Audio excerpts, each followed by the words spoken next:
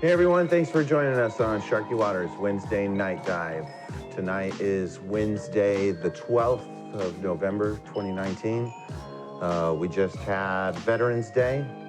And before we get started, I just wanted to do a little bit of housekeeping in that arena of like the struggles of keeping people lined up on the calendars and keeping up with the events. We had a lot of people in mind to come on the show. We have a lot of pool playing veterans that are out there. Special shout out to Jordan Irwin. He's probably a top contender on that list. Great pool player. Richard Drost, it's his birthday. Happy birthday, Rich. We all love you and we miss you. That guy has been following his dream and it's led him through the hills and mountains of Washington and off onto Korea and Vietnam.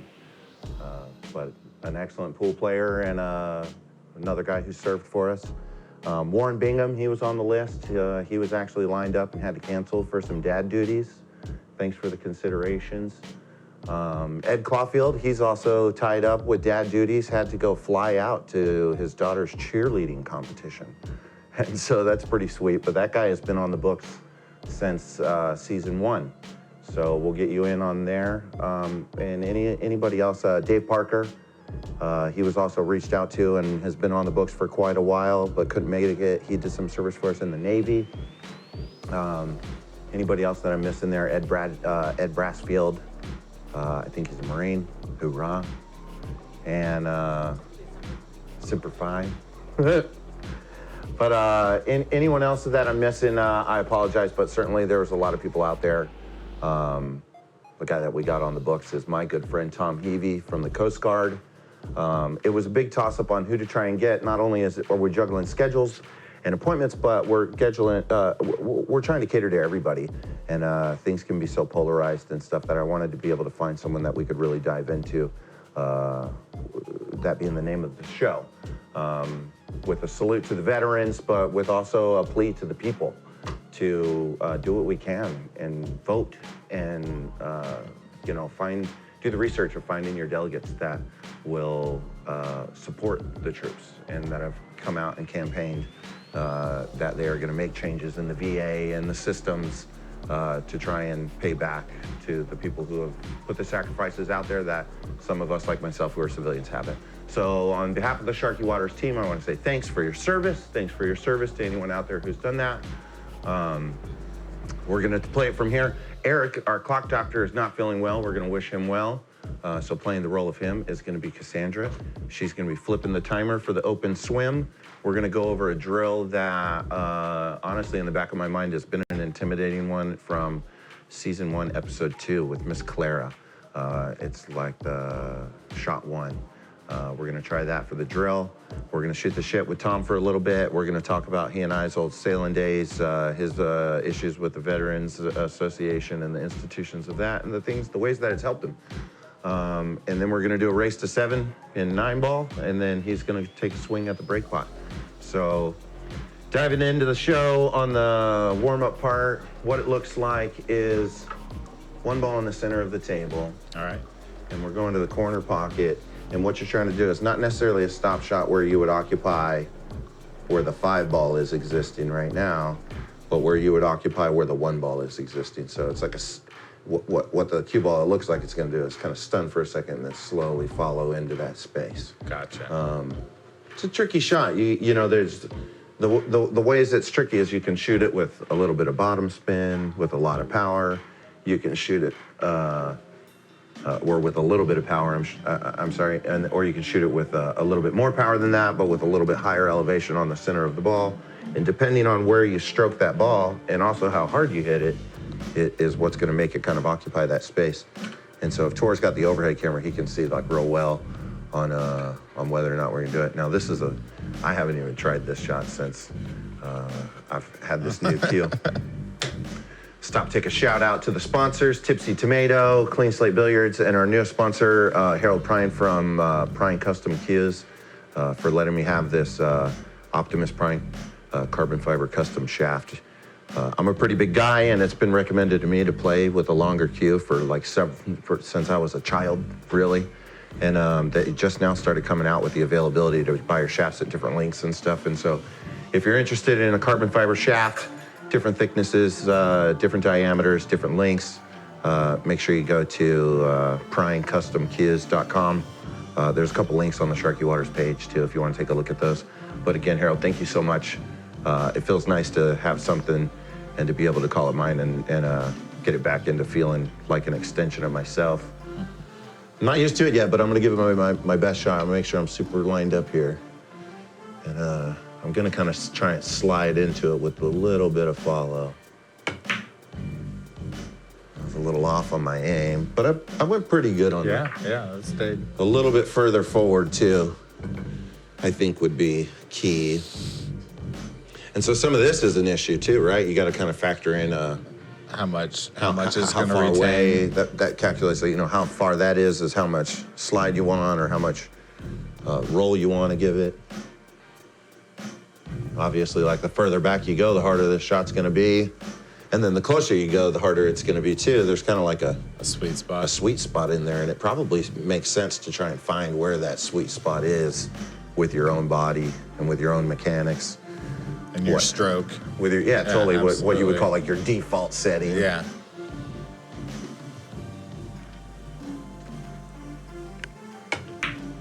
That one's pretty good. All right, let me see you do it.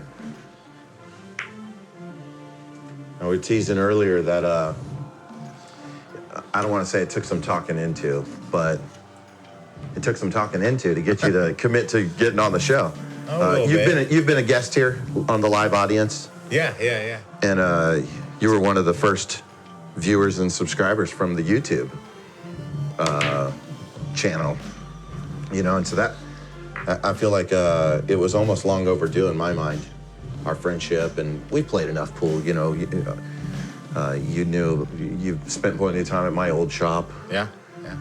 Before my shop of Clean Slate Billiards, that was in South Tacoma, I built that business out of a one-car garage that had a little basement pool room attached to it that belonged to my former father-in-law, Tom Bradley. We lovingly call that shop Tom Bradley's shop. And Tom and I spent a lot of time shooting games there. And so I know that you know the game. I know you know how to play, but I know you don't consider yourself a pool player. Yeah, well, I mean, just the nature of my lifestyle kind of prevents me from practicing or being around anywhere for any length of time. Yeah. So I tapped in the toe in the water on that on an intro a couple weeks ago, but just to do the running jump here for people who are watching from the very beginning. Tom is a merchant marine. Is that correct? Would that be what you would call the term? You could say that. And works for a company called Crowley and spends half of the year out on the water, within 200 miles from sea, but with not a drop of water to drink in sight. How's that rhyme go? I always want to say it's Joseph Conrad, but it's not. I was corrected at a cocktail party one time for misquoting that. It was. Water everywhere, but not a drop to drink. Yeah. And now I know it's the rhyme of the Ancient Mariner, but I thought that Joseph Conrad had written that, but I was incorrect. If Eric was here, I'm sure that he'd have that pulled up by now. Shout out. So you spend half of your time out at sea, out on ships delivering oil, fuel. Yeah. Fuel, oil.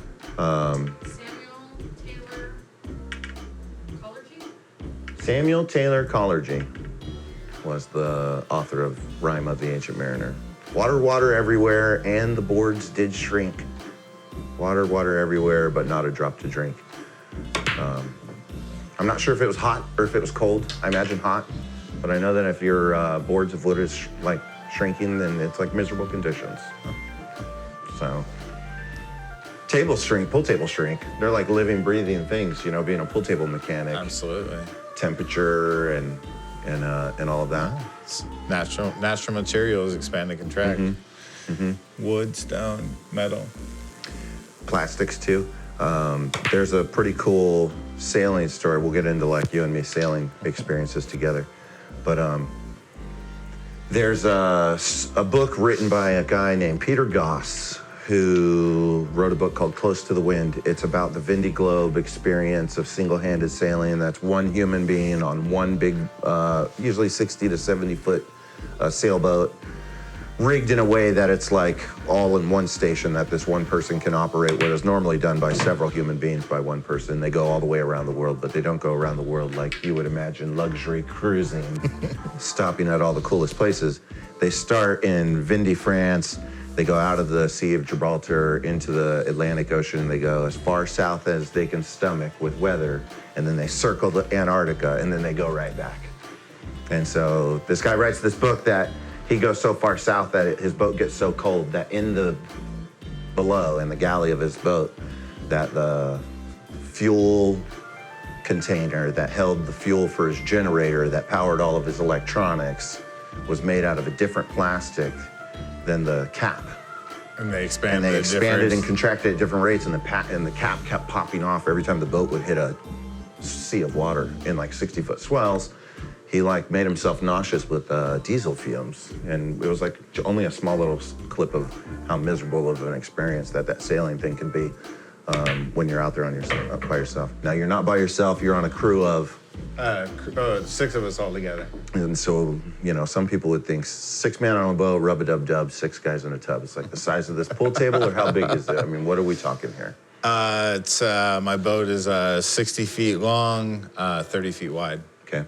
Yeah, less than 1,000 horsepower. But the cool thing about our boat is we actually have 4 main engines, 4 propellers, 4 rudders. Mm-hmm. So for a tugboat, we're real maneuverable. We can 4 off of the aft of the side of the boat. Yeah. So on that 30 feet, our outboards are real far outboard, and our inboards. Mm-hmm. So it's super maneuverable. You can dance her all around. The inboards that are inward, do they turn in unison, or do they turn? All the rudders turn in unison. Mm-hmm. The propellers stay. Okay. So you still have prop walking issues. Yeah, well, I mean, you just use it to your advantage. Okay. So okay. You know what it's going to do, right? Yeah.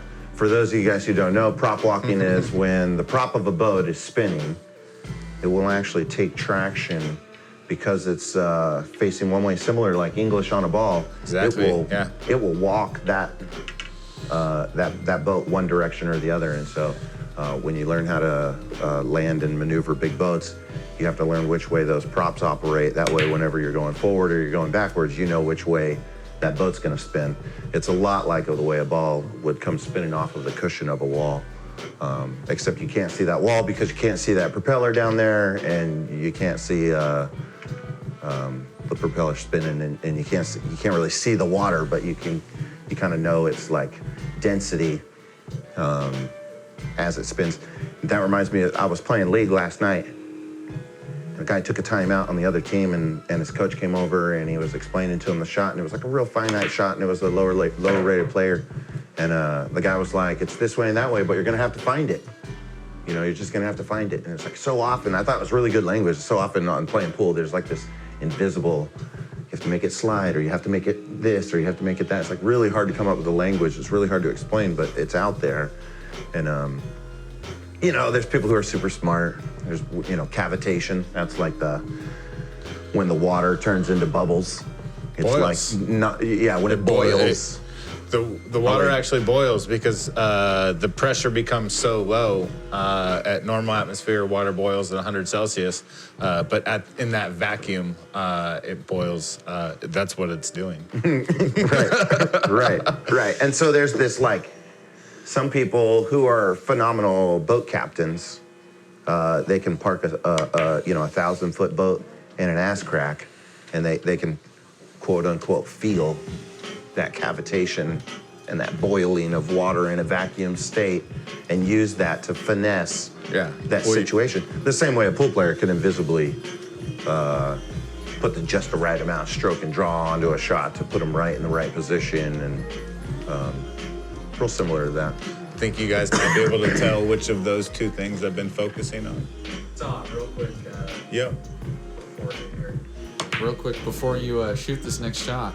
This is a hard drill, and I don't know that I can hit it, so I don't mean to criticize what you're doing here, but it looks like you're hitting stop shots I think the idea, Dom, correct me if I'm wrong, with the one shot is that you almost want just enough forward roll for it to occupy exactly where the 9-ball's sitting, right? So a stop shot kind of doesn't really get you there. Okay.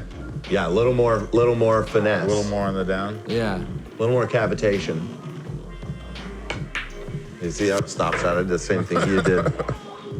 Yeah. See, the idea really is hard, right? right? Let's set up the full scenario here. Is that your 1 ball is here, and your 2 ball is going to be here, right? And your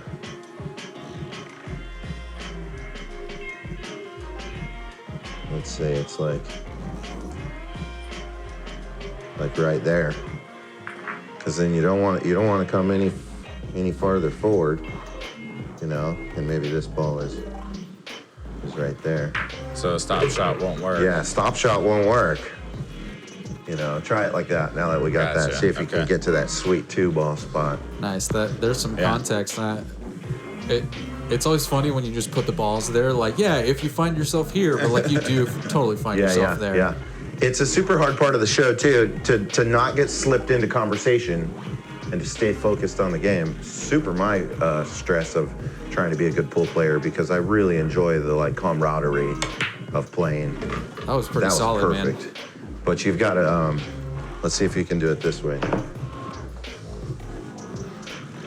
But you got to keep focus,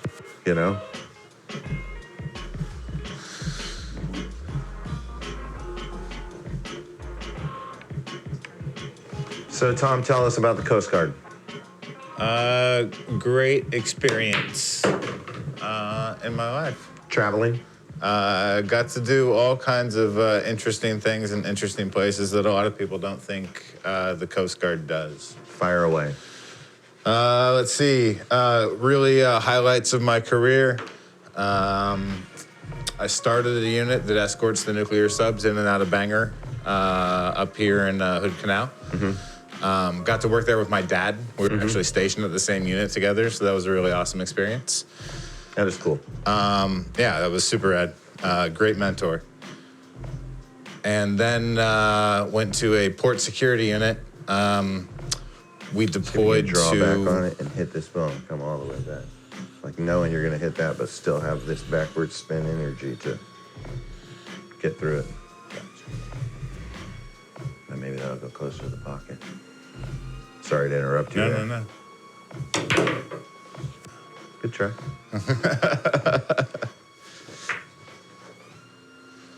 So, let's see. Then deployed to Haiti with that unit after the earthquake in 2010, which was definitely a life-changing experience. Put lots of things in perspective. Oh, I'm sure. Values, all kinds of interesting things came up from that. Came back over to Kuwait for a spell, and then finished up in Vallejo in the Bay Area. So yeah, that was pretty good. Now, and you spend 30% of your time still down in the Bay Area, or in LA? LA. I know that you were in the Bay Area for a little while there. It's hard to keep track when you come and go the way you do, to be totally honest. The life of a sailor. Yeah. And so tell me a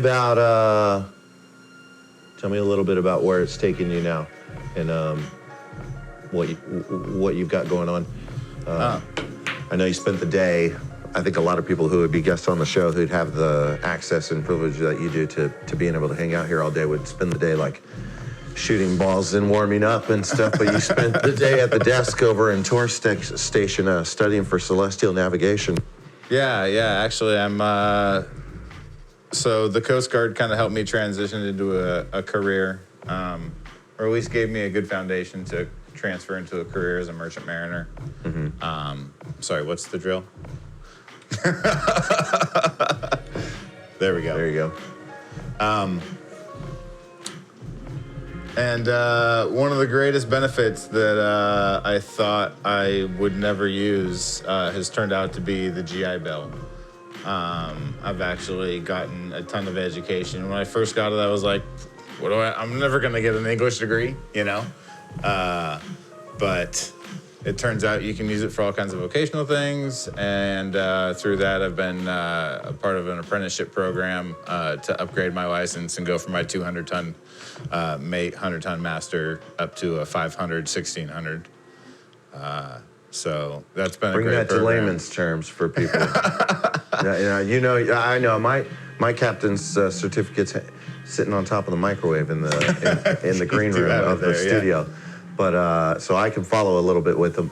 But for someone who wouldn't know beyond that, It'll let me drive bigger boats. Yep. That's the best way. You said 500 to 1600. 500 to 1600 tons. So like, what type of boat is that? That's like large cargo.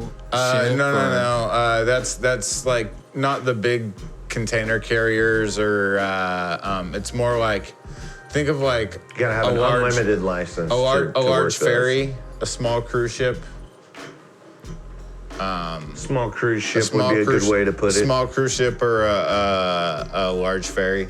So what you're saying is, when I want to take my music festival to the sea on a ship and I need a captain, you're the guy that I got to call. Absolutely. We're just gonna all night long. Let's talk after the show more about this. I've actually been spending my afternoon trying to convince him to go aim his sights into the private sector, which means finding some wealthy person who has venues and parties and things like that they would need someone on payroll that literally their job is to like live on the boat and be ready at any beck and call and to be able to take the boats out to those destinations and manage the crews behind all of that stuff. There's like a pretty cool, super unique niche field for that. It's like what I was doing and what I was like aiming into doing more of back before my giant fatal like, millionaire yacht party type of thing is what you're talking about. And man, Tom, how lucky that you would have Dom and me as friends to be on your crew when you get that gig, man. Absolutely. I'm gonna need a DJ and I'm gonna need a mate. So I think we're all good to go. Dom's a pretty good DJ, but I think maybe he. All jokes aside, I didn't have a fatal accident. Nobody was injured. In my defense, and we were saying out in the smoking lounge before the show. That was a good one. All right. So now you're nailing it, but you got to try from further away at this point, because you're getting it from the sweet spot. We know that your sweet spot is about this far away. All right. But and I was thinking, it feels good to get this out in the open, really. So, where was I? I was I had extremely good reviews with the Coast Guard when I wound up. Losing my captain's job. I didn't lose my license. That's something that would happen if I didn't pass the test through the Coast Guard's rules and regulations. But I wound up running a boat aground when I was a sailboat captain and wound up losing that job. And I had like a couple weeks before this incident, had just graduated my class, salutatorian. I was in this race with this other guy. We were both deckhands at the same marina in competitive outfits, charters for rich people entertaining themselves for the day, snorkel charters and stuff like that. Now, the guy who owned our company, he had me doing charters as a captain. I don't know, maybe there's like some statutes of limitations I should have checked in with on this stuff, but he just had me running the captain's charters. We were like overwhelmed with business and there weren't enough captains around that were available to take the job. And so we were just booking the deals and figuring out the rest later. And figuring out the rest later for him meant having to, pony up some pretty big fines because I wound up wrecking one of the boats and had to cover the insurance behind it. But the guy who got valedictorian, who I was like racing with to get this like where I'm the best guy, he knew that I was running these charters as a captain. Without your license? Totally, because on day one in the class, then they're like, welcome everybody who's gonna get your license. He looks over and I'm in there and he looks over and he's like, you're already captain. And I'm like, they tell me to run the boat, I run the boat. They tell me to wash the boat, I wash the boat. They tell me to drive the people back to the hotel, I drive the people back to the hotel. And he didn't care. He wasn't mad. He thought it was pretty funny, but he was also in the same position where it was just a job to him, and we were just trying to like fight for titleship and positioning. But when I wrecked the boat, I didn't show up the next day, and I had another job bartending. And so I went to my job bartending and was figuring I better go shine like a star over at that job now that it's like my full income. And dude showed up and told me that, yeah, totally. Let me try. So dude showed up and said that he was going to try and that he heard that the guy who owned the boat company that I worked for was going to say that I stole the boat because if he said that, then his insurance. If he said that I was a captain that was able to have access to it, then he would be on the hook for running charters without a captain. Yeah. And so he was like, so that's the rumor out there, and I just want you to know that I know the truth behind it all. And whatever that comes out to be, like, I'll always tell the truth of whoever asked me or whatever. And I'm like in your camp on that side. And I was like, well, hey, I really appreciate that. And I was like wearing tons of shame on my shoulders at the time. It's tough, man. And he bought a cocktail, and I like gave him the cocktail, and he left me with one thing. He was like, hey, and by the way, like with that whole like first of the class race, I might have won there, but there's two types of captains: ones who have ran boats aground, and ones who haven't. And he like tipped his hat and he walked off. And so on that note, like whenever you start, taking your resumes in for first mates on that party boat, you know what I mean? I want you to keep that in mind.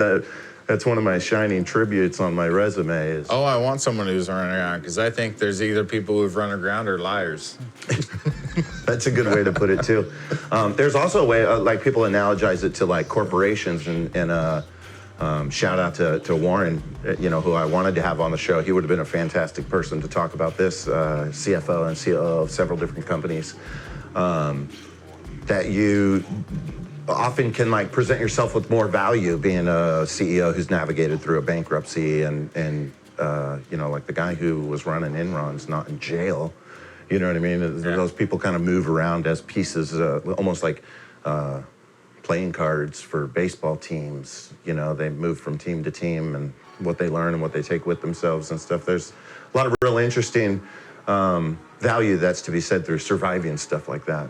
So shout out to anybody who's like climbing their way back from some bad news or something. You and I were talking about the bad news that you received today about the VA. So, you want to dive into that? That's sure. Your call. No. Basically, I thought I had enough of my GI Bill left to finish my program, but the school, unbeknownst to me, actually used up the entitlement at twice the rate. So basically, I'm being forced to drop out of school or come up with 20 grand. Dude, from the back rows of like the civilian votership pool, I'm so sorry to hear that. For someone who, like, I know you on a personal level, and I can only reflect that to other people in similar circumstances where you just find yourself getting burnt or, dare I say, like bent over by the man, that there's not a thing that you've been doing in your lifestyle that's out of bounds or out of line for you being able to deserve full benefits from your service. And in the same way of, in the intro, when I said I wanted to kind of do some housekeeping on the arenas of the veteranship and stuff, I just want to make sure that we're making sure that we're really getting the rubber to the road on there's a difference between saying like Happy Veterans Day to somebody who's served and then really looking at the situation on a daily basis on keeping up with the current events in the political arenas on how we can contribute to the benefits and the lack thereof with that stuff. And so without trying to be like a soundbite of thanks for your service, I just want to be more of the soundbite of like, I'm so sorry to hear that you've got to go through those types of headaches. Some people's are way worse. No, some people. I'm. Don't get me wrong. I'm not trying to complain at all. It's just something that kind of blindsided me, and just as one door closes, another one opens. Mm-hmm. Opportunities. But when you say Heck yeah, that party boat is coming. So I first used to have a real hard time with thank you for your service because I wasn't really too stoked about, what I did. Got a lot of friends in that camp. Right. That one would have worked. So I kind of came up with this this thing I would tell people. It was basically like, I appreciate it. Thank you.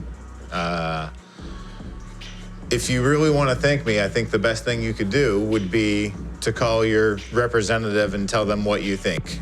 I don't care what you think, but participate in the political process. Mm-hmm. Our voices need to be heard on whatever issue it may be. So if you're thanking me, you're probably behind veterans issues. So that's probably a good start. But get in tune with what the other issues are that are in line with your heart and your values. Absolutely. I heard a statistic from Jacqueline, our creative director, recently that like in the recent Washington polls, only like 23% of the people who are eligible to vote voted. It was like one of the lowest numbers Washington has seen in a long time. And this last election we had Tuesday before last? Yeah. Yeah. Tom was, he asked me the day before if I was gonna, and I said yes, and I had the pamphlet, and then he asked me the day after, and I missed it. I guiltily missed this one. I'm usually pretty good about it. But on that same note, you won't hear a whole lot out of me on the local issues and what's this way and what's that way. I'm just gonna kind of have to pony up my coin behind the taxes and wait for next year. In that sense, it wasn't an intentional abstaining, but it's really alarming numbers. 22% of the people that are out there, because if you were to ask Facebook or Zuckerberg how many people are out there posting political posts on their local or national level of things, that those numbers aren't matching what the votership is.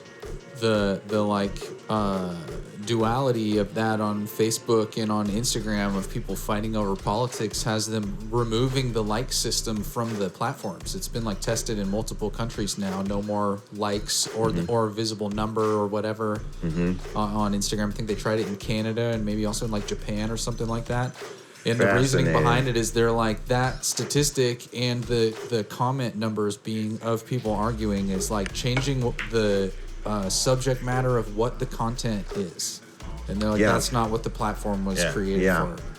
Well, I put that post out there with the meme about the Epstein didn't commit suicide meme, and I even shared it on a lot of our fans and viewers on the page are not fans or they're not friends with me personally, but on my personal page I had shared the Sharky Waters page with a little side note on a second thought on I thought about making the meme this way, but in light of how popular everything is, I just made it this way, and then shot it out to the pool community for the pool community to have. And it seems like everybody enjoyed it, got a lot of shares. Thanks for everybody who did that, because that helps bring exposure to the show, which helps bring promotion to the game that we all love. And Tor and I, we were talking about it on the basketball court. We were talking about how the trendiness of a meme, like this Epstein didn't commit suicide thing, it's the humor of that and the excitement of the getting on board with the trend and participating in the trend can be just as distracting as any other distraction from what the meme is actually trying to hone attention to. It becomes a decommodify it or something like that. Yeah, it decommodifies the value behind it. It can like a co-psychops ratio. It's some high level. You caught the spy, but as soon as you get down to his notes, it turns out he's not a spy against you. He's a spy who's with you, and he double agents of there's some real loss there on the data flow. And then there's institutions that are capitalizing on the fact that you're just sharing memes no matter what that meme says. I know a lot of people know about my stances of not sharing pictures of food, it's all kind of What about connected cat? in some How do you weird feel way. about cats? Pictures of cats, okay? You know, I've been guilty of sharing cat stuff. There's a lot of Moscone content that's out there, to be truthful. If it's your own cat and your cat is super unique and everyone loves your cat, that's one thing. See, but I know that everyone's cat feels super unique to them. I know that the feelings of pet uniqueness are like babies. Yeah, but your cat is super unique to everybody. Like, not, you know, true. someone's like, hey, check out some photos of my kid, and you're like, is he like good at pool or basketball? Or like, Right, seems like right. a normal kid. Right. But everyone that's met your cat has been like, I don't even like cats. Yeah, I love this cat. Yeah, It's one of those things where, like, if anything happens to you, there's going to be a major brawl over your cat. yeah. That cat. If people can't hear in the background, Cassie was saying, if anything ever happened to me, there's going to be like a cat fight for the cat. I never even thought about that. Yeah, I never even thought about that. You know, now that I'm looking at, and I'm looking at us seeing that there's no more sand on the clock. It doesn't surprise me, Tom, because hanging out with you is always a treat, and time always flies by. The short little time that you're here on dry land, I super appreciate you coming in It's my pleasure. to hang out with us, and wish you the best of luck with all the plans in the future, on and off. You know, fair winds and following seas. May the winds be at your back and the sun on your face. Absolutely. We'll let these guys go. It's going to be Cassandra and Tor for the crew match. I'll set these balls up for them. I think that puts me in the commentary lounge.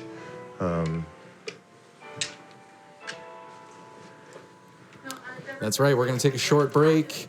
And when we return, I'm going to have to step up to the table against Cassandra, who whooped me pretty hard last time I played her. But we'll see if I can come out alive this time. All of that and more when we return on Sharky Waters, The Night Dive.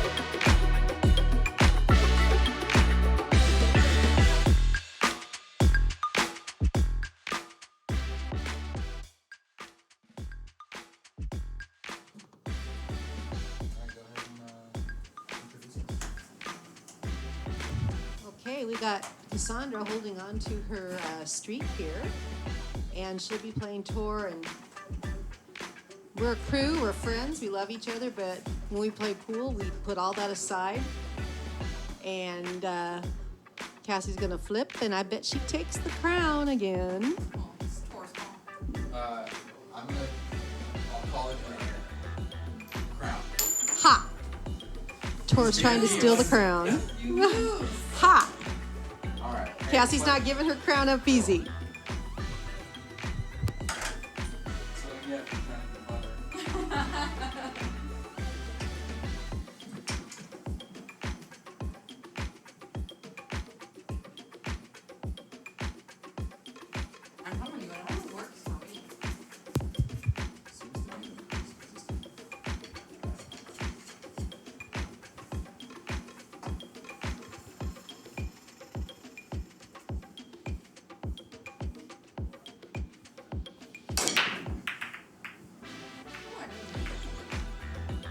Nice spread on the break, but unfortunately nothing drops in. And I think Tor's got an eye on that one ball.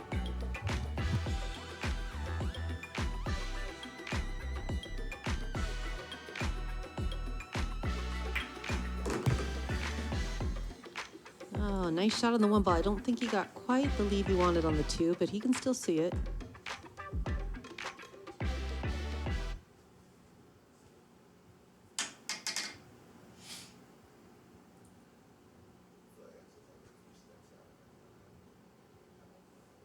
Looks like measuring for a bank shot maybe here.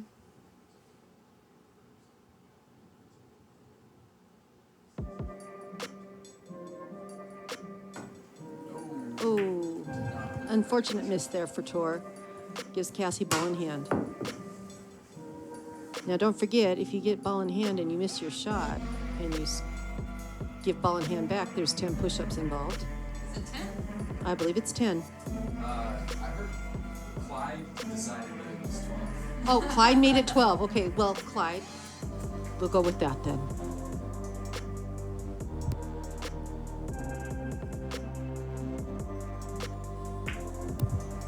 No push-ups for Cassie today.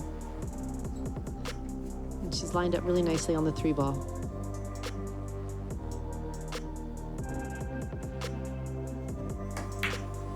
Nice shot, Cass. And here comes the 4.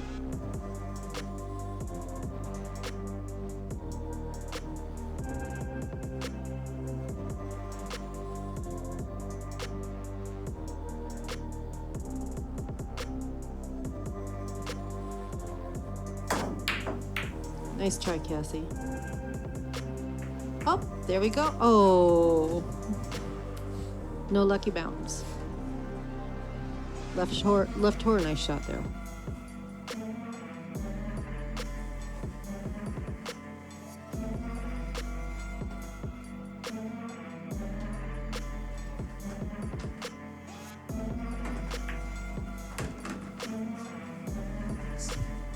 There you go, Tor. I don't know about everybody else, but when I watch other people play pool, I sit there and I imagine runouts in my head.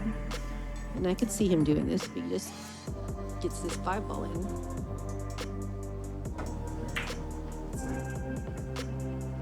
It was a nice try, Tor.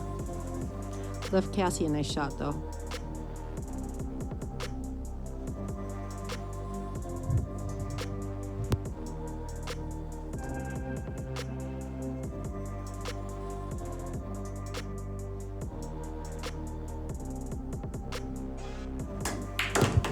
Nice shot on that 5 ball, Cassie. I don't think she got the lead she wanted on the 6, though.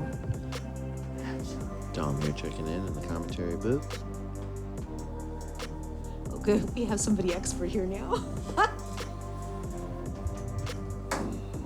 That's a pretty good kick. Fortunately, you don't have to be an expert in this game to enjoy it, and that's one of the principles of Sharky Waters. Skill level is not significant. We had a couple people ask on the exposure of the shares today who's invited and how you get on. You can contact us at sharkywaterspool@gmail.com, or you can contact us directly at the direct messages on Sharky Waters page. That was a great shot with a little bit of follow, similar to the drill shot there that Tor just put in. You can see he's getting down and lining up his next shot. But everybody, don't forget to go to YouTube and do the likes and subscribe button there. Also, we're on Twitch. If you've got a Twitch account, or hell, even if you don't, let's blow the lid off of this data consumption thing, man. Go and take the 5 seconds, fill out an account, subscribe to Sharky Waters. We've got David Lash, he's got an account. Forrest McGilvery, he's got an account. Log on, hit the subscribe button for those guys. Let's get some pool community support out to the people who are doing other things and support them in the other things that they're doing. A lot of that is gaming nature. It doesn't matter if you're rolling balls or smashing buttons on the consoles, man. We're just trying to connect the dots with people and have a good time and show some good sportsmanship while we do it. Cassie hits a pretty good 6 ball. Lines are up tough with the 8 ball, but she throws it right in there. Clean shot. Real similar shot that she's going to have to do, but similar angle, real shorter distances on the the cue ball to the object ball and the object ball to the corner. So we'll see if she can do it. Got to be careful there for not to bounce back and scratch. My old man used to call those poison shots. You shoot them like you drink them, and then you don't realize they're bad until afterwards. And the ball goes in. But she knows about that. She'll put some spin on it to avoid that.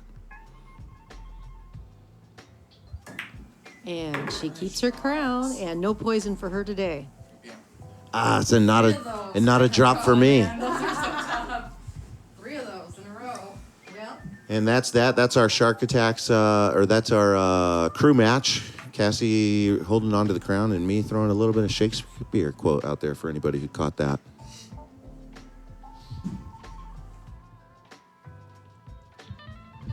Going to take another very short break. And when we return, we're going to have Dom and Tom, the Shark Attack. All that and more when we return on Sharky Waters, the Night Dive.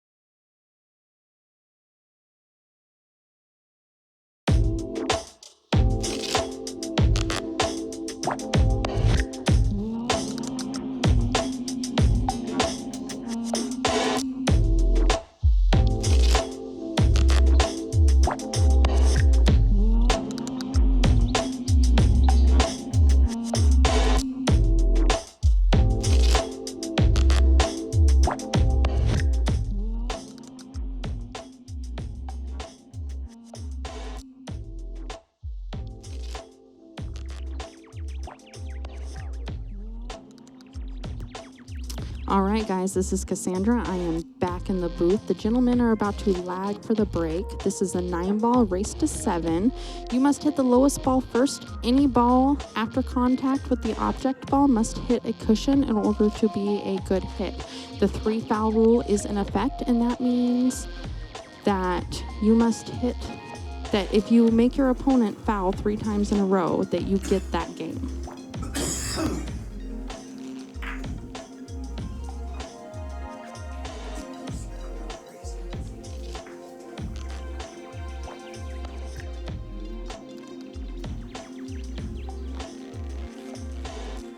We were both doing our commentary duties, so neither one of us were actually looking at the lag, but it looks like Dom won it there as he's up to the table. So let's see what he gets on this break. 8-ball flies into that corner pocket. He made This little 2 in the side as well, it looks like, and almost got the 5 to roll in that far corner. It's a good looking spread there. Absolutely. He has a little bit of a tricky shot on this 1 ball, but if he can get that 1 ball to go, it looks like he has a pretty good chance to get out here.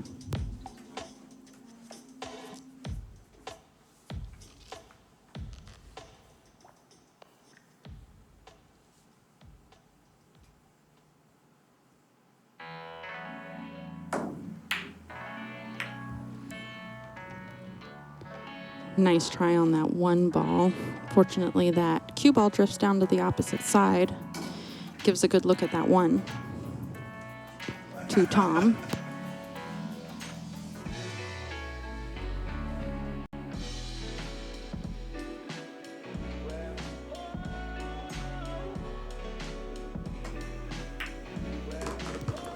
Great shot on that 1 ball. Nice roll forward on the 3.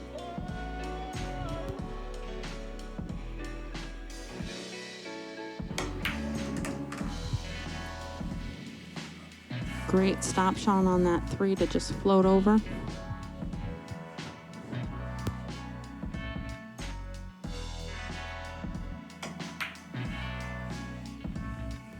Unfortunately, he overcuts that 4 ball just a little bit too much, giving Dom a shot on this 4.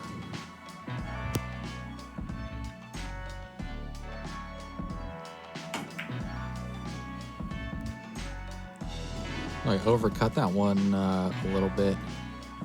It's tricky to do on that shot. Didn't leave Tom an easy shot on this 4 either.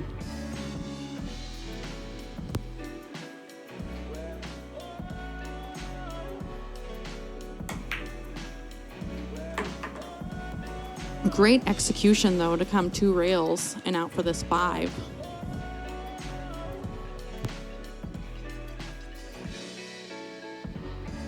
Looks like he might be hooked a little bit by this 6. Got a little bit of short side shape there.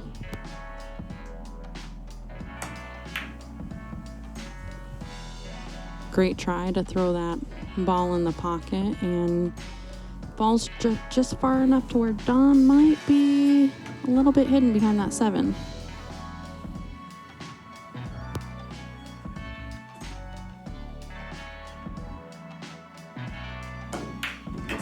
Oh, he could see it clean all day. Great shot. Inside English brings him to a nice leave on the 6.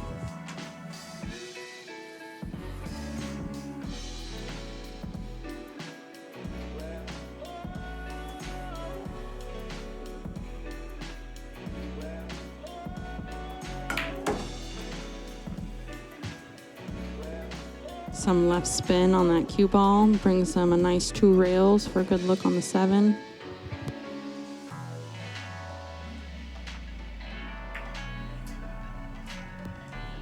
Oh, just barely overcut that 7.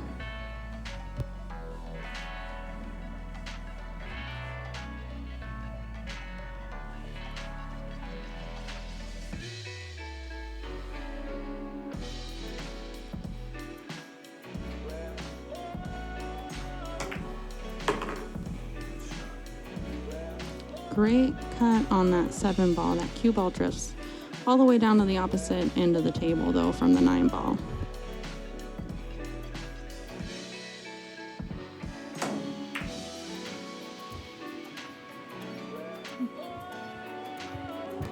I didn't notice it earlier during the open swim. You could see it with the overhead cameras. Tom is playing in his bare feet. Dude's got teal toenails. Absolutely. He was talking about that before the show started, playing barefoot, and we were all for it. Love Awesome. it. He went and got a pedicure this last week.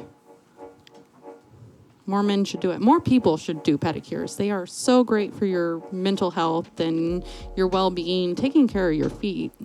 It takes care of your whole body, your back, your hips, everything. Yeah. You know, I'm not traditionally a pedicure-y, but recently I got a pedicure from Jacqueline, actually, who's like damn near pro level at it.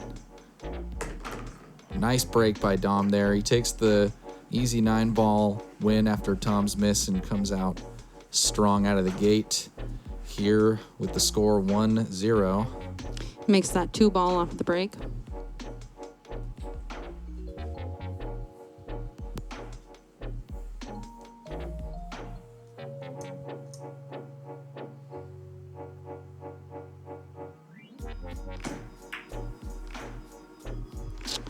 Looks like he overthrew that 1 ball just a little bit, but he ended up safe behind the 6-5-4 wall there. It's the kind of nice thing in these early game situations where when you don't quite get the shot you were hoping for, there's usually enough on the table to kind of save you until you get warmed up into the spread.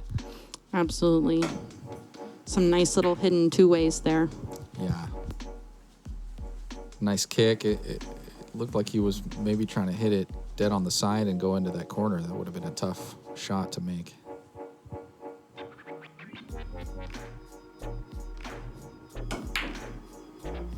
Oh, great bank by Dom. Great bank all the way down into the opposite corner pocket. That was awesome. Great shape on this 3-ball too. Nice stop shot there. Looks like he might have to split this 4-5.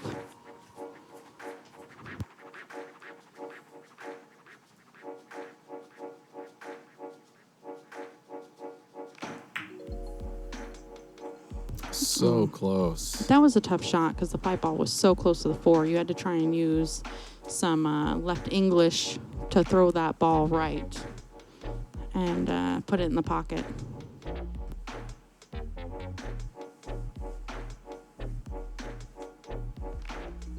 Tricky. I was just thinking about how that would have to go as you were describing it.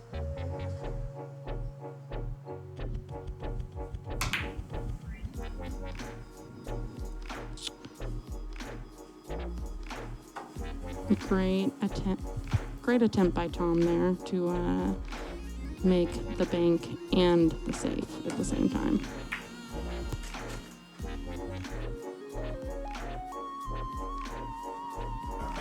Real tricky, those ones super right on the rail like that. There's not a whole lot of room for error, and unfortunately Dom sends it right back to Tom here.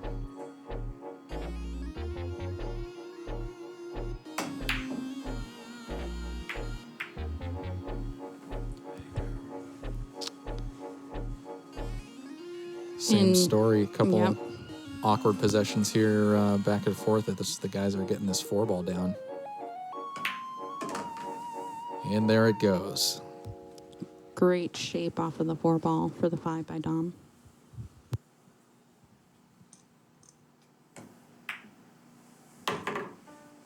Nice. There we see that same tough cut executed the way that he wanted it to go.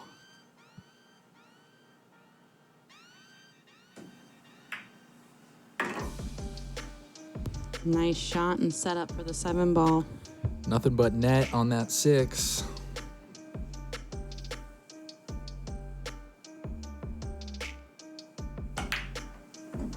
Ooh, great draw from that 7-ball. Taking it all the way down. Come back for this 8.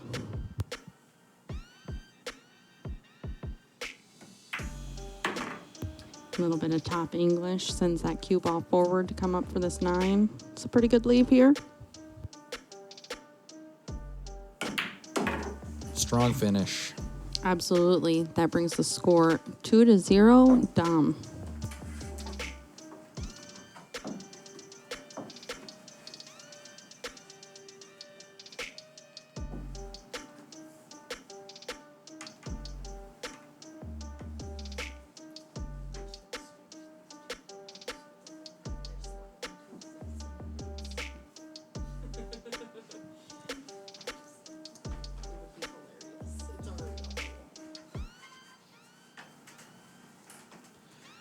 Dom back up to the table for the break here.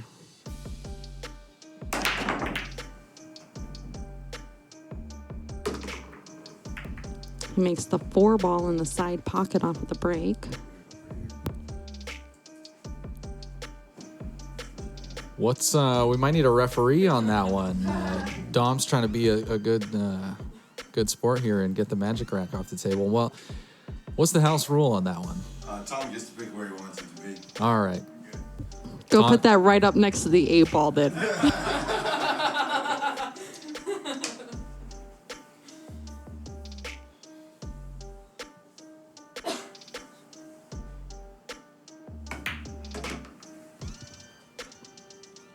Great shot on the 1 ball. Unfortunately, he overdrifts the cue ball for the 2.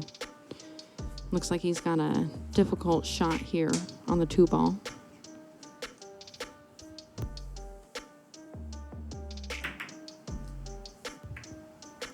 Great combo safe attempt. That was a great 2-way. Yeah, I like the design of that play. It looks like Tom still can see the 2 here. He's got it makeable in that far corner. It's like the old timey jail bars.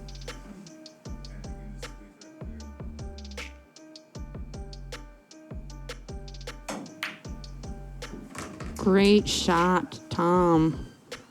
Way to not let the 8 get in the way mentally there.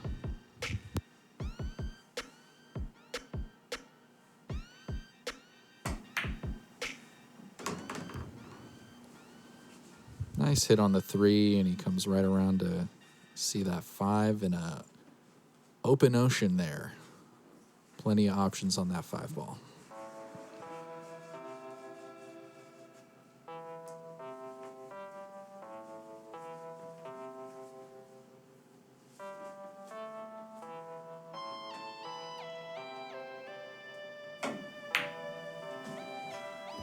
Great attempt on that 5 ball. Unfortunately, he overcuts it just a little bit. Leaves Dom a little bit tough, though, to get good shape on that 6.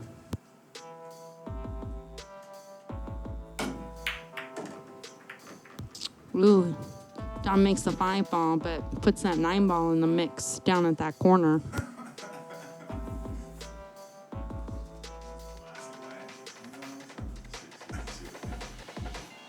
But yeah.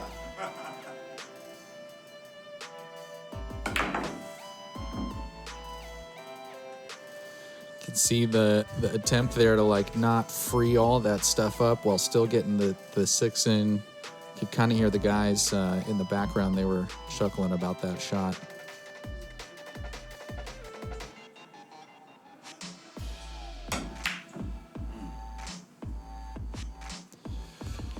FYI, we have not had anybody find the shark this week. So if you see it, let us know.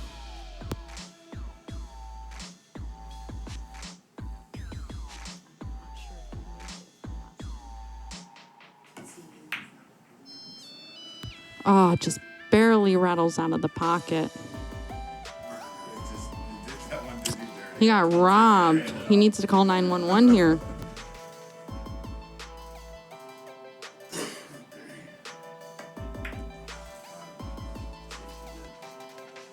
Nice, Tom. Just a little tap there. Gets the cue ball and the object ball either side of that 8 and ends up with a nice little safe. Looks like Dom's angling up his kick here.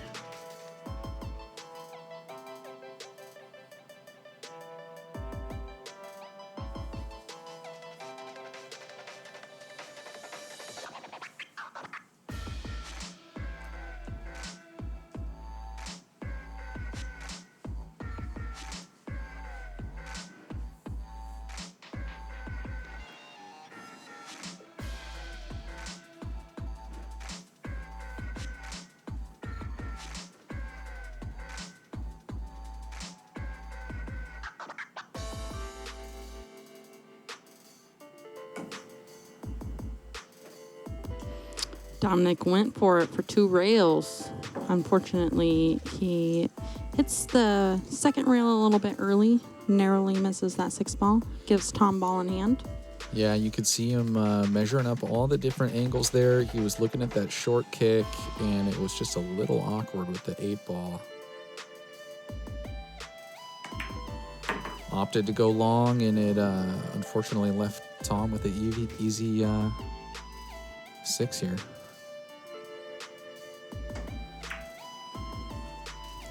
Oh, he just barely misses that 7 ball. Cuts it a little bit thick, and it comes off with the fin there. Didn't leave Dom an easy shot, though. He's going to reach around this table, use his height to his advantage.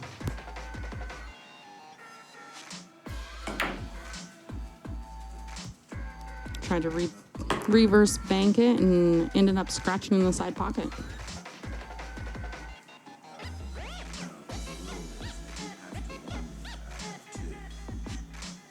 Talking about the 3 foul rule here, you can kind of hear him on the set. Dom's just reminded Tom that in the 3 foul rule, like the player that's going to call the other one out has to let him know at 2 fouls. Absolutely. 7 in the corner. So in this situation, what would happen, Cassie? Like, say you get to 3 fouls and you haven't warned someone at 2 yet. And you tell them you got 3 fouls. Yeah, 2 starts all over. Yeah. Yep. So now you got to do it 4 times. What a ripoff. Oh, nice attempt on the bank.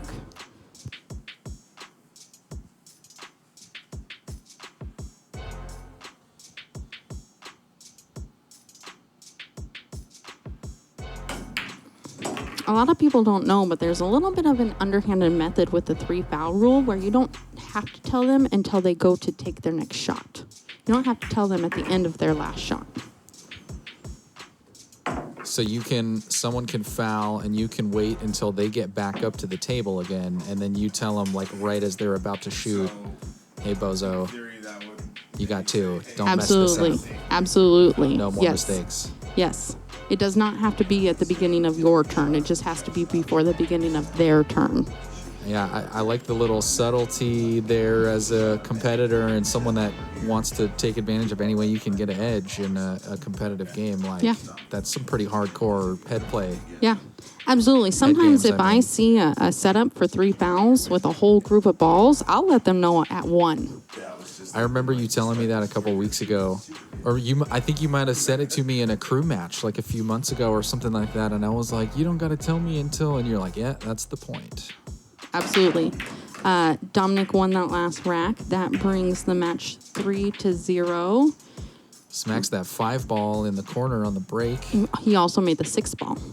Oh, nice. I didn't see the 6 ball. Strong break. Yeah, I've actually done it a couple of times, and it really upsets the other person, and they just go up there totally flabbergasted and mad at me and not even thinking about the shot. Soft touch puts the 3 or the 1 ball, in the corner. It was a nice looking shot. Absolutely.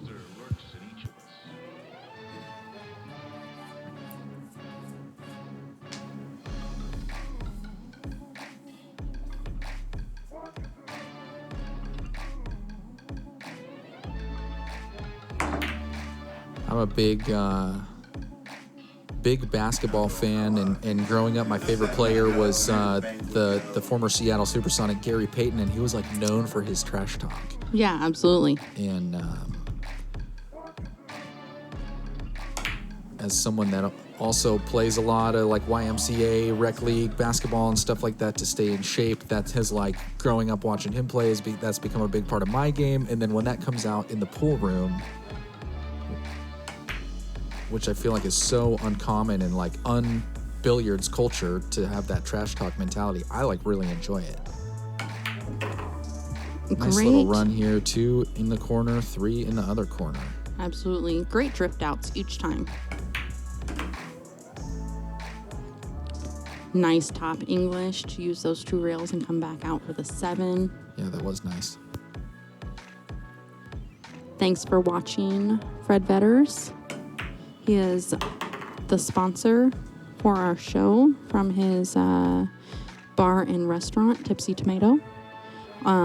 Isaac Dickerson, it's all right. We will set you up with another episode here soon.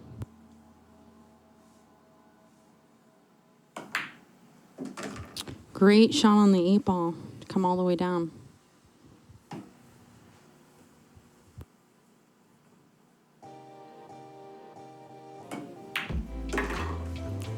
Wow. Nice out by Dom. That whole run, just the leave on every shot was like exactly where he tried to put it. Yep. Was like not an easy couple of shots that he had to execute on there, and he just made them all look easy, like they were well practiced. Yeah, he's really getting used to that shaft now. I feel like he's really starting to get comfortable with it, executing with it the right way. Yeah. Starting to show his top game with it. I feel like one thing that happens in just double checking, we're 4-0 is the score now, I believe. Is that right? Absolutely, and Dom is back up to break. So one thing that happens with me is like as I get warmed up, not a whole lot changes about my accuracy or a lot of things. I feel like my technique, and at least as far as it's developed now, is like pretty consistent. But what changes is me like knowing what the shot is and the time between me seeing the shot and taking it. That amount of time shortens. Yeah, I mean, that's something to practice in your pre-shot routine so that you can get the same amount of time every single time so that it doesn't mess with your game. Right. And learning how to maneuver around your mental state, because when you feel in stroke, it's called shooting with your third eye. And so you shoot faster because you just feel it. Yeah. But that can mess with your pre-shot routine. Dominic made the 4-ball on the break. Great break. He's pretty close to this 1-ball, and he's thinking about the way that he wants to execute it and get on the 2-ball. Ooh, just a little in and out on that side pocket. Yeah, it plays with the fins there. Speaking of in and out, I'm going to be going down to California here in a couple weeks. Oh, I'm so jealous. I wish you could bring me back some of that. They keep moving them farther north. Like we've got a couple in Oregon. Southern and Central Oregon now as well. Yep, Eugene, I think, is the closest one. Great shot and execution on that 1-ball by Tom. Yeah, he kind of Super dribbles amazing it in. shot. Yeah. Just gets around that 6 to be able to see the 2. But back to the like pacing thing we were just talking about in your pre-shot routine. Great safety. I mean, it's an accidental miss on that 2-ball. But it worked out in his favor. Yeah, it did. So you're saying kind of in your opinion, like that you should, that amount of time and your routine and all that is like part of that consistency of your shot, right? Absolutely. I mean, shooting with your third eye is amazing. It's the greatest feeling in the world. Unfortunately, Dominic misses the 2-ball and accidentally clips the 6. He tried that Z-bank and it almost went. It was really an amazing shot. It was like a 3-rail off the bottom to come back up for almost a 4th rail. It was really creative. But shooting with your third eye, as they call it, it really puts you in a different zone, in a different mindset. But it can throw you off because you feel so good. Yeah. So that pre-shot routine is really important so that when you're shooting really well, you have the fundamentals to rely on, and they're going to get you there.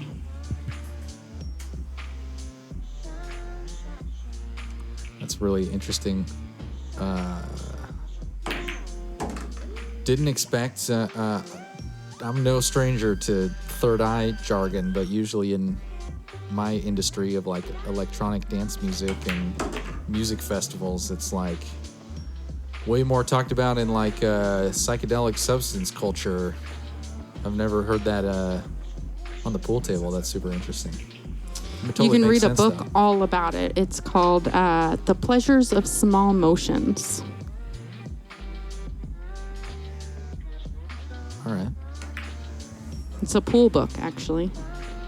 Dominic makes that 6 ball, getting great shape on the 7 here. That was great pocket speed, actually. Great pocket speed.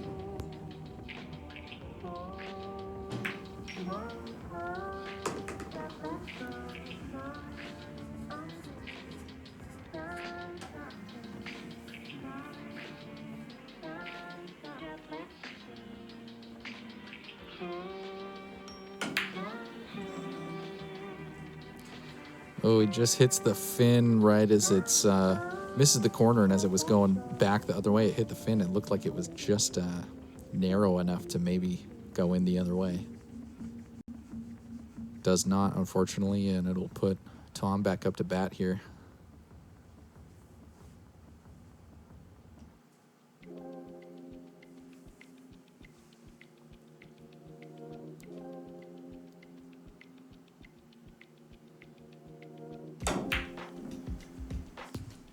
Great attempt on that cut shot there.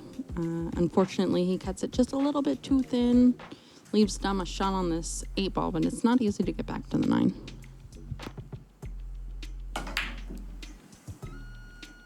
I gotta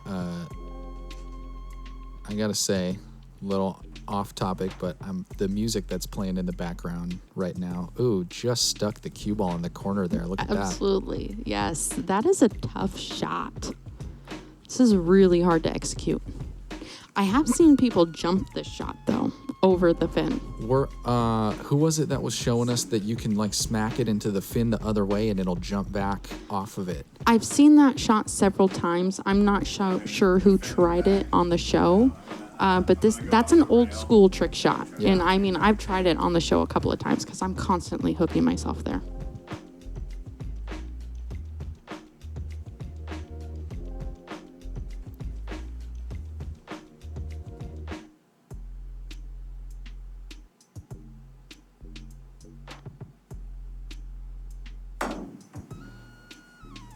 Oh, he tries to hit the other fin and Super come creative. back to hit the 8 ball. That was a super creative shot. I have never seen it attempted that way.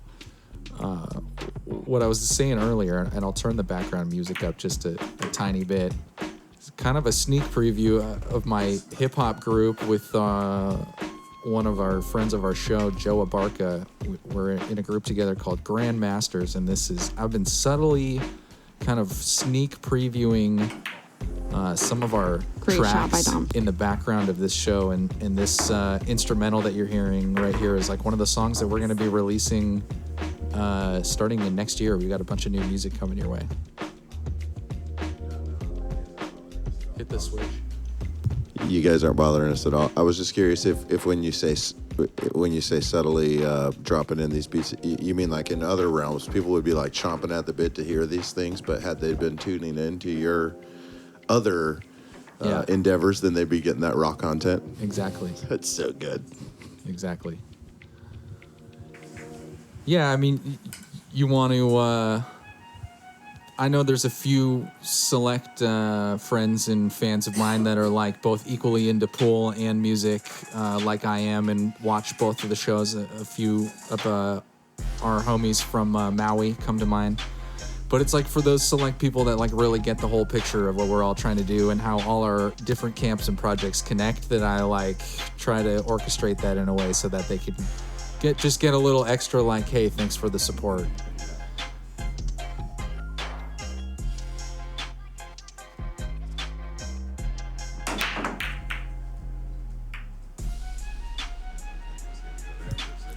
Great break attempt by Dom. The score is currently 5-0. Dom. Nothing went on this break, though. It's super surprising. Dom almost always makes 1 or 2 balls on the break.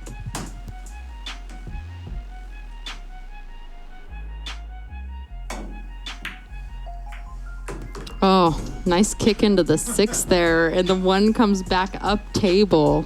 You can see him laugh. That was maybe a little unintentional, but hey, luck counts. Oh, he overcuts that just a little bit. Gives Dom a look at it. Not an easy shot by any means, but going to take advantage. Ooh, great carom to the 7. Unfortunately, he lands right behind that 2 ball. Looks like he's going to break out the jump cue. I love watching jump shots. It's one of my favorites. I feel like I learn from it every single time.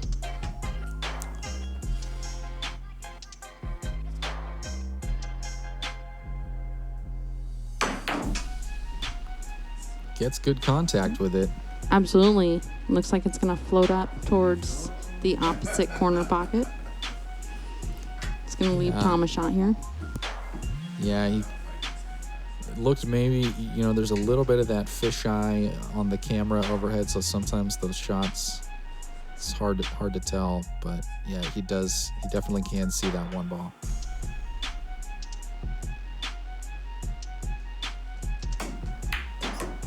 Great shot. Fortunately, he lands behind the 9 ball.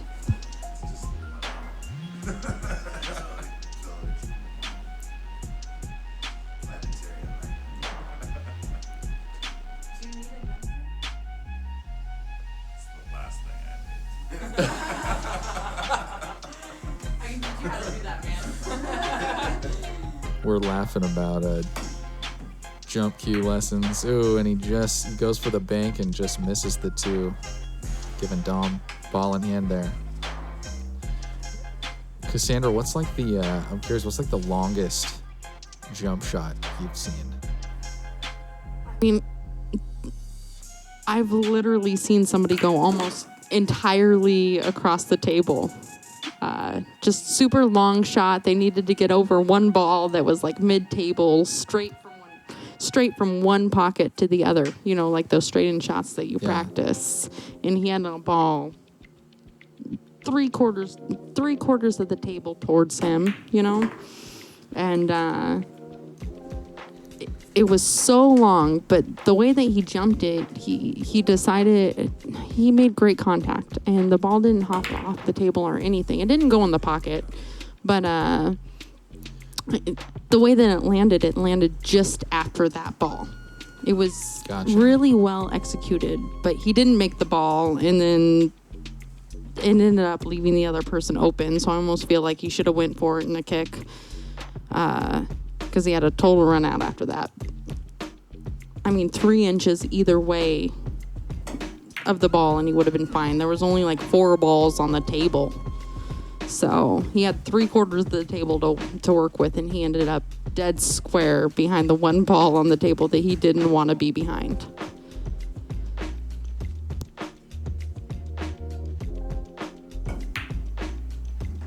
Great shot by Dom there on the 4 ball. Come back for the 5. Well, sometimes those shots, when you kind of can only see half of the ball, like it seems like, oh man, he might be hooked, but like in that case, he really only saw the part of the ball he needed to hit.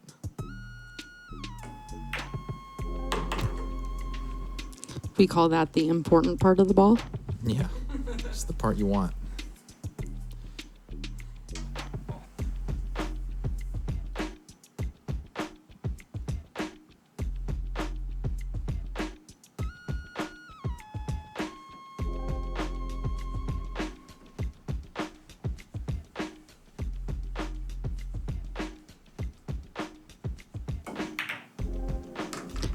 Great cut there on the 8 awesome. ball. Good connection with the 9 to bring it back out for good shape.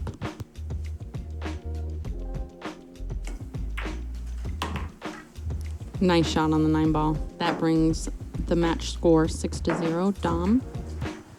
I really feel like he's starting to get this carbon fiber shaft here. This Optimus Prime. Yeah, I think fans of the show will know the story that unfortunately some of Dom's prize pool cues went missing out of his car one night. And big shout out again to Sean Lewis and all of his equipment affiliates who were able to help supply some replacement stuff. But we were seeing some big strides in Dom's game, which was one of the big motivators for us to do this show, to focus on pool development. Nice 3 and 1 ball on the break. Good look at the 2 as well. And it's just really cool to see that it seems like the continuation of those big strides in his game is like not being held back by the change of the equipment, but it seems like rather the opposite. Really. Absolutely. I feel like it's helping. He has a longer shaft to deal with, and really means that he's not at the end of his pool cue. You know, he's been talking about in the show how for years people have been telling him that he needs a longer cue for his height, and I'm definitely one of those people. Yeah. Nice 2 in the corner, and he's like sitting right on that 4. I think we maybe are hearing some long shaft jokes in the background. It was an accident, okay?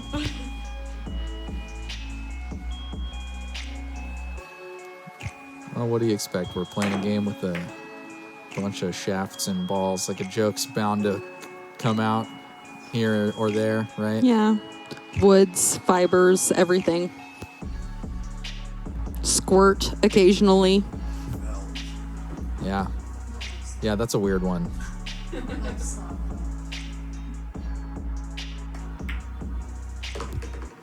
Great pocket speed on this 4-ball by Tom.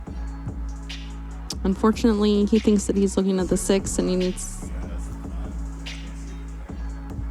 There we go. He corrected himself. No, it looked like he was just thinking 2 shots ahead here. Some high-level play.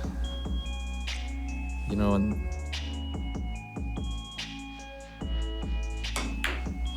sometimes part of this game is letting your opponent get up 6-0 until you mount a comeback, and we know Tom's a competitor, and he's no stranger to mind games. And there you see it in effect, and Dom just can't get the shot he's looking for. Seems that Tom's already gotten in our host's head here. Hope he has a chance to finish this race to 7 out before Tom comes back.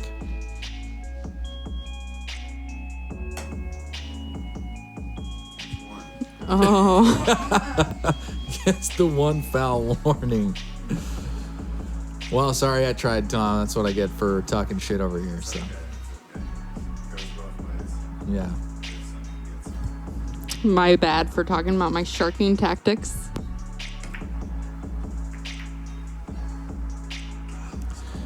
Looks like Dom goes for a little ball in hand safety.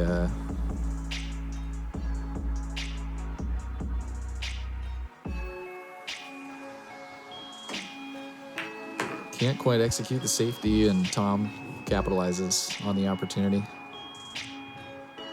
Well, we know he's not on 2 now. 6 in the corner. Send it all the way back to see that 7. That was pretty cool leave there. Absolutely. Great shape.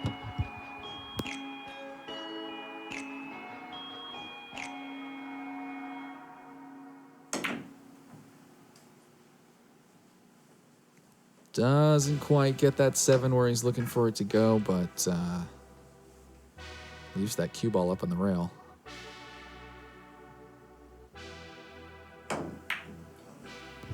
Dom overcuts that 7 ball. Oh, but he kisses that 8 ball and it almost goes into the side pocket. Yeah, it looked like he was going to get bailed out there, but unfortunately did not.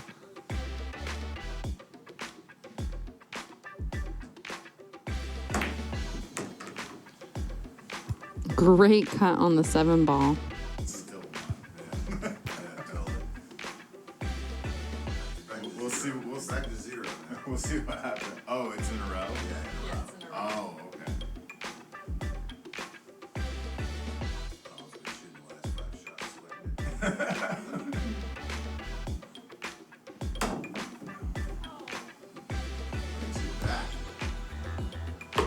He tries to cut in that 8 ball. Over thins it and misses.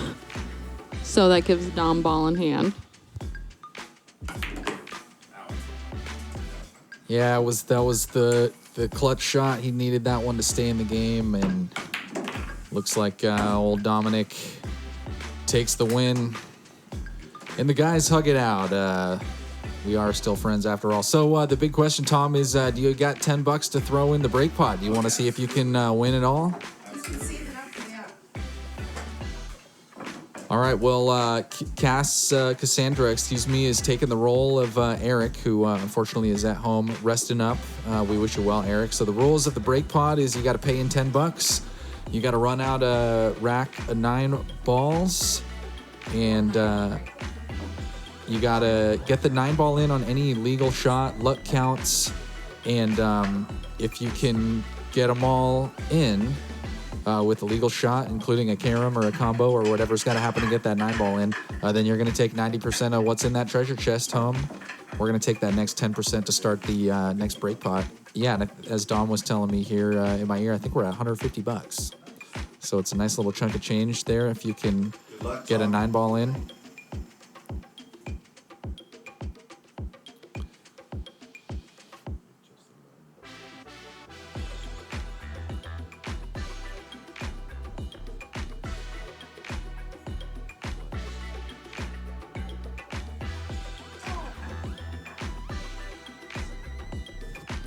You can see Cassie there fumbling. I believe in fairy princess terms we like to call that fumbleina.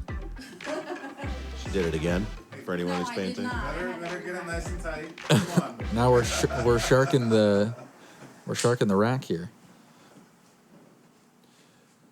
which is the old school rack. I forgot to mention that rule, but it's no magic rack. What's the deal with that? Where's that come from? You can't have a perfect rack. It's guaranteed to break and fall on every break. Yeah, we gotta put a tilt on the house here so we can have the advantage. Oh, and he gets the 6, and we're off to the races.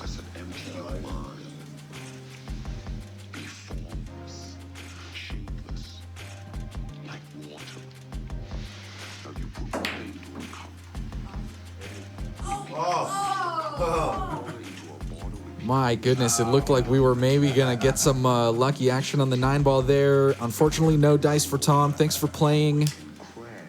And we're going to send it back over here to Dom. How you doing, buddy? I'm doing great, man. Thanks, everybody, for tuning in. Happy Veterans Day this week. Shout out to our sponsors, Tipsy Tomato, where we may or may not be having pizza parties and pizza social there. You'll have to go there yourselves to find that out. Thanks to Clean Slate Billiards, who's working hard to make all of the pool tables nice in the community. Thanks to Harold Prine for Prine Custom Cues for letting me use the carbon fiber cue shaft. Helped me put together a 7-0 over there. Thanks to Sean for the butt of the cue that I'm using, and for the idea on the drill for the day that we did. It's only 30 minutes that we get in the open swim, and we try to go as deep as we can. But during the crew match, Tom and I were outside having a smoke and talking about how we didn't even get to cover reptilian overlords or oppressing tyrannical governments or anything like that. But maybe next time. Until then, practice your drills. Perfect performance. Perfect practice makes perfect performance. And until next time, enjoy peace.